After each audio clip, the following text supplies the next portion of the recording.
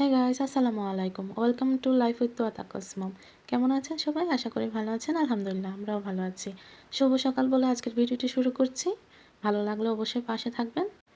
এই তো সকাল থেকে শুরু করছি। ঘরে কিছু কাজ ছিল, ওগুলো শেষ করে দেন তোয়া তাকো উঠেছে, ওদেরকে ফ্রেশ করে এসেছি, ওদেরকে একটু চুল আঁচড়িয়ে দিব আর রেডি করিয়ে দেব, দেন ব্রেকফাস্ট বানাবো। তো আর এদিকে আমি চুলটা ঠিক করছি।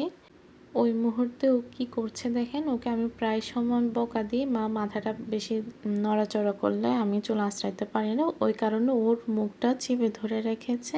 তো ওটা আমি পরে দিয়ে ভিডিওতে খেয়াল করলাম, ওর বাবাকে বললাম দেখেন আপনার মেয়ে কী করছে। পরে ওর বাবা অনেকক্ষণ হাসলো।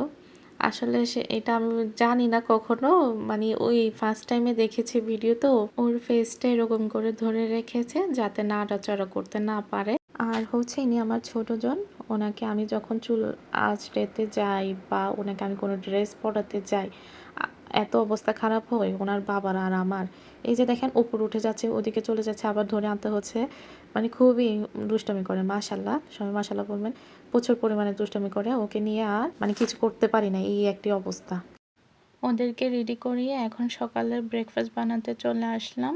এই যে দেখেন আমার টুনটুনের হাত, ও সব সময় এরকম করবে আমার আমার পাশে থেকে থেকে। তো এখানে আমি একটা বাটিতে 1 কাপ আটা আর হচ্ছে পানি দিয়ে ব্যাটার তৈরি করে নিচ্ছি পাতলা করে। আজকে আমি ফাঁকিবাজে একটি ডিম পরোটা বানাবো।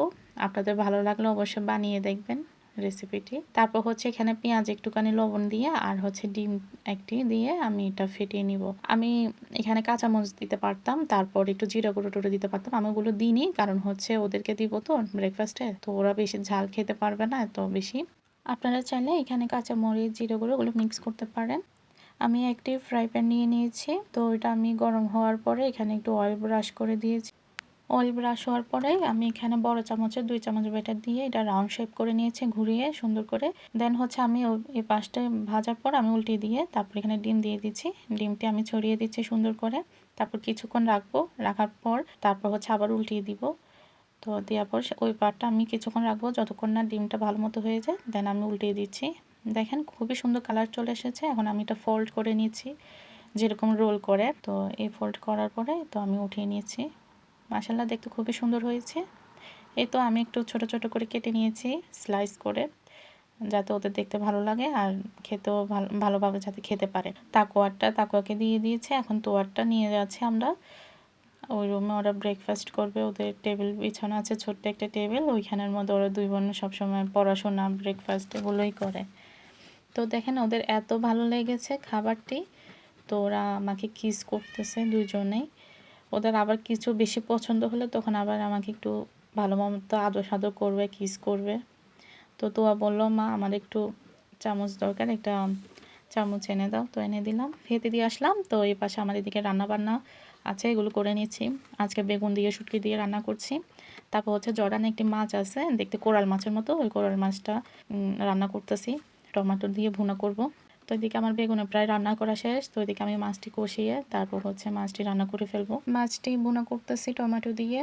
বাট যতই ভুনা করি যতই রান্না করি সুন্দরভাবে, তবু বাংলাদেশের মতো সেই টেস্টটা লাগে না। আর সবচেয়ে বড় কথা ফ্রোজেন তো তো একটা স্মেল তো থেকেই যায়। তো এদিকে এক পাশে আমি মাছ ভুনা করতেছি, তারপর হচ্ছে আরেক পাশে আমি চিংড়ি মাছ দিয়ে পুঁই শাক রান্না করতেছিলাম। তো এই তো আমার রান্নাবান্না শেষ, আমার এই বেগুনের ফাইনাল লুক। তারপর হচ্ছে যে আর মাছ। তো এই শাকটি আমি নামিয়ে ফেলেছি। শাকটির অবস্থা দেখুন কি একটা বিধ্বস্ত অবস্থা, কারণ হচ্ছে বলতেছি আপনাদের দেখেন, আমি ভাত রান্না করতে দিয়েছি আর যখন শাকটি রান্না করতেছি ওই সময় আমার গ্যাস চলে যায়। তো এখন কি করার, কি করব ভাবতেছি। পরে ভাবলাম যে আচ্ছা ঠিক আছে, আমার হাজব্যান্ডকে কল দিয়েছি, সে দোকানে কল দিয়েছে, ওইখান থেকে ছেলেরা আছে, জর্ডান আবার এই সার্ভিসটা দেয়, কল দিলে ছেলেরা থাকে, ওরা আবার গ্যাস এনে আনি ফিক্সড করে দেয়। বাংলাদেশে অবশ্যই এটা আছে, নিয়মটা আমি দেখেছি। এদিক দিয়ে আমি অপেক্ষা করছি গেস্টটি কখন আসবে।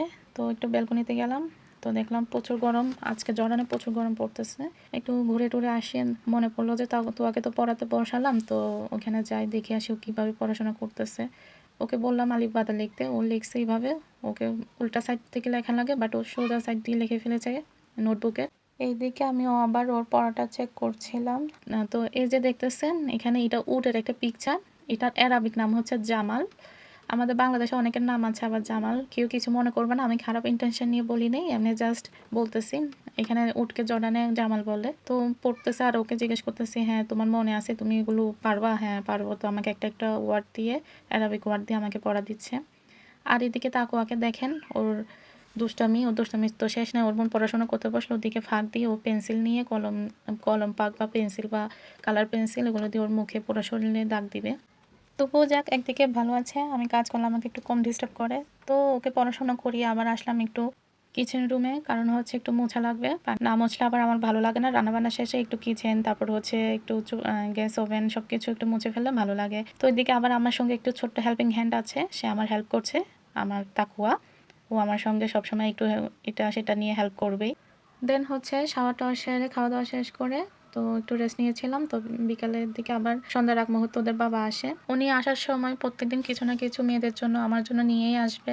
ওনাকে নিষেধ করা হয় আনিয়েন না এত কিছু, তবু নিয়ে আসবে। এদিকে উনি আবার আজকে শর্মা নিয়ে আসছে, জর্ডানের বিখ্যাত খাবার শর্মা। ইনশাল্লাহ আগামী ভিডিওতে আবার দেখা হবে। ভিডিওটি যদি ভালো লাগে অবশ্যই সাবস্ক্রাইব করবেন। আল্লাহ হাফেজ, আসসালামু আলাইকুম।